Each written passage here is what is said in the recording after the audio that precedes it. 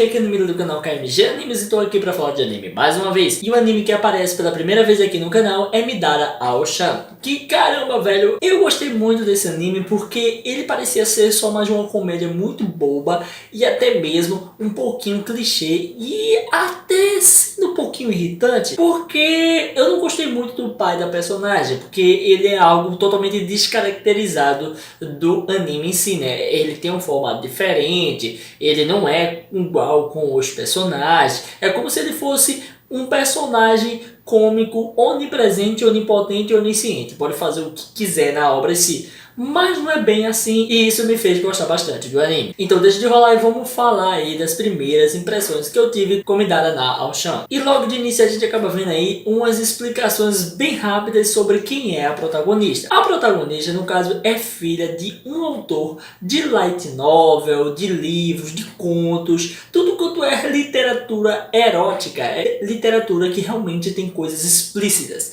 E aí o que acontece é que por ela conviver com um pai que trata isso como uma coisa muito normal, que não tem problema com esse tipo de conversa e nem tem vergonha, simplesmente o que aconteceu é que para ela, mesmo criança, era tudo muito natural. E aí, quando ela era criança, ela começou a falar sobre o seu nome e acabou dizendo por que o pai chamou ela de Ao-chan. E é complicado, né? É uma coisa realmente erótica, é uma coisa realmente pesada. E por conta disso, ela começou a ter bastante traumas de ficar com medo de homens. E uma série de coisas aconteceu com ela. Passados os anos, ela cresce, fica mais velha e só pensa em duas coisas: estudar e sair de perto do seu pai. Porque ela tem bastante medo dos homens, um pouco relacionado com a questão dela achar que os homens são como animais e só pensam em fazer atos sexuais. E aí o que acontece é que ela não fala com ninguém. Mas não é só isso, as garotas também estão incluídas nessa questão de ela odiar as pessoas, tendo em vista que as garotas poderiam atrapalhar no seu estudo e aí fazer com que ela passe mais tempo com seu pai, que atrapalha muito a vida dela, no pensamento dela. Ela sozinha, ela não tem amigo nenhum, mas por opção. E é aí que aparece um outro personagem. Personagem esse que seria seu par romântico.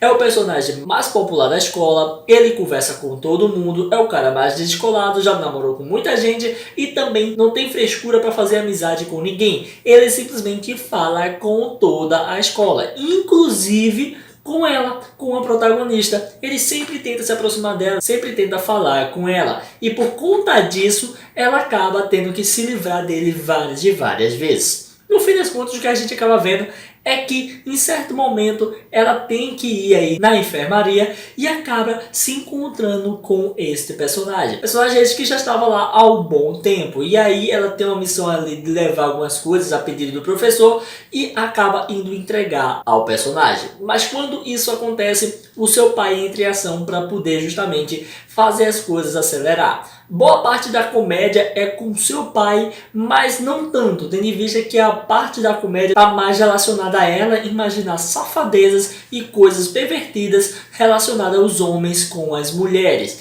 Então, em todo momento que tem coisas engraçadas, é mais relacionado a ela ter vergonha ou até mesmo ela ficar imaginando tudo errado. O que acontece é que no momento que ela está lá tentando falar pro personagem que odeia ele, que não quer saber dele, o pai dela chega lá e começa, no caso, a zoar a situação todinha. Onde ela tenta esconder o pai dela do coitado do garoto e nesse momento faz com que ela fique mais próxima dele. E aí quando ela vai simplesmente falar o que quer fazer com o cara ali, simplesmente dizer que odeia, que não pode mais ficar com ele, que não pode nem ser amiga dele, aí o pai dela pega e levanta a sua roupa, mostrando todo o seu peito de sutiã. E quando isso acontece, meu amigo, o protagonista, o cara que divide papel com ela, acaba fazendo algo inesperado. Simplesmente fazendo com que ela bote sua roupa e pede para que ela se valorize mais, dê valor a seu corpo, dê valor a ela mesma. Porque ele não vai obrigar ela a fazer isso e nem tampouco vai fazer isso com ela do nada, porque ele ama ela. E isso foi o final do primeiro episódio. Até aí eu posso dizer a você que eu gostei bastante, apesar que eu achava muito forçado o que o pai dela fez com ela para poder juntar eles dois, né? Ele forçar ali. Ele tava feito um ninja, pendurado na parede, tava voando, velho, do nada. Então é como eu disse no início, né? É meio que parece como se ele fosse deslocado daquele mundo, ele não faz parte daquela história. É muito desconexo o estilo de piada e até mesmo o formato dele dentro do anime. Eu não sei por que optaram por isso.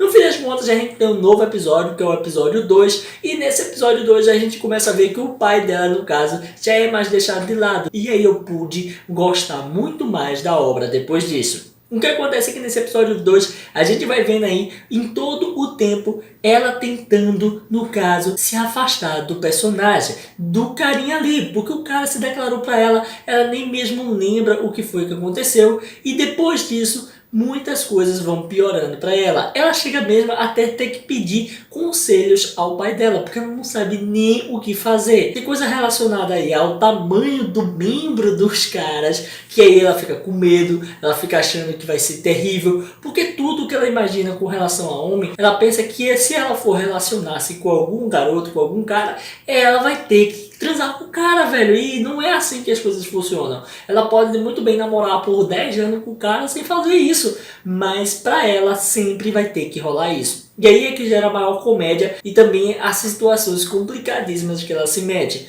Uma delas que acontece é justamente relacionado ao livro de estudo de inglês. O protagonista está tentando se aproximar dela e quando ele vai tentar se aproximar dela, simplesmente o pai dela trollou ela e mandou um livro de treinamento para ela, para como ela fazer aquilo lá. Coisa essa que eu acho muito absurda, velho. O cara fica simplesmente só mandando a menina fazer o que ela quiser, transar toda hora. O pai dela fica falando isso direto. Por mais que ele ache isso normal, né? Tipo assim, vamos conhecer que é o cara primeiro, né? Ele tá pouco preocupado, ele simplesmente quer que a filha dele vá lá e curta e transe, faça o que ela quiser. E aí, é nessa questão que começa a atrapalhar mais uma vez ela. A gente vê que o livro que ela tá ali na mão, na verdade não é nem um livro de inglês dela, no caso é um livro ensinando como fazer coisas de masoquismo, fetiche, umas paradas muito loucas. E aí, coitado do protagonista, do carinha ali, ele chega pra falar com ela e na mesma hora ela já fica relacionando tudo que ela tá lendo ali com o que ele tá fazendo. O interessante de tudo isso é que quando a gente vai vendo que ela fica relacionando a coisas taradas e pervertidas, quem tá sendo a pervertida e a tarada é ela, e não os homens. O mais engraçado é isso. Ela tenta mesmo até fazer um estilo diferente e fica um pouco mais sexy e acaba piorando as coisas. Onde até mesmo a gente acaba vendo que em certos momentos ele tá tratando ela bem, da forma correta, da forma certa, e ela mesma está se auto-sabotando e imaginando que ele tá tratando ela como se fosse tipo assim, um pedaço de carne que ele tá querendo comer ali na hora. Onde até mesmo a gente vê que em certo momento, quando eles trocam ali os livros, que ela acaba ficando com o livro de inglês dele e o livro dela acaba indo para as mãos dele, ferra tudo, porque o que acontece é que ela fica imaginando que ele tá falando sobre sexo, sobre fazer alguma coisa, enquanto na verdade ele tá falando sobre o estudo. E ela fica louca ali, né, tentando se safar, tentando fazer alguma coisa para poder não fazer aquilo, ou ela fica imaginando que ele quer fazer coisa com ela em público e tal. Então, eu acho interessante essa dinâmica que o episódio tem com esse negócio de querer fazer graça com as imaginações dela, sem ficar utilizando o pai dela. Se o pai dela ficar na casa dele lá, e aí só fazer algumas coisinhas para atrapalhar ela, fica beleza. Eu só não quero que ele tipo seja meio que onipresente, né? Do nada apareça assim no canto e comece a zoar o negócio. Eu acho que tira um pouco a graça, pelo menos eu não gostei disso no primeiro episódio. Mas nesse segundo foi muito legal, eu curti pra caramba. No fim das contas o que a gente vê é que ela acaba pegando de volta o livro